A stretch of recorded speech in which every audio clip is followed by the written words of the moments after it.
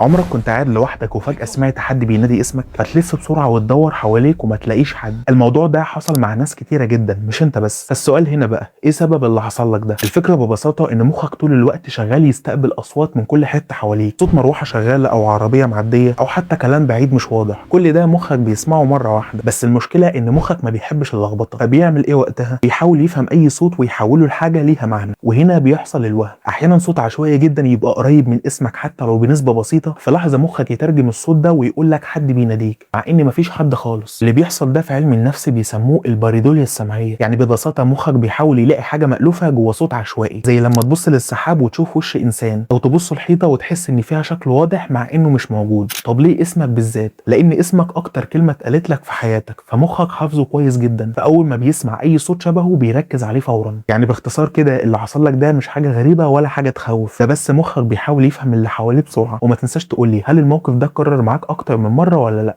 وفي الاخر لو عجبك المحتوى اللي انا بقدمه ما تنساش تتابعني.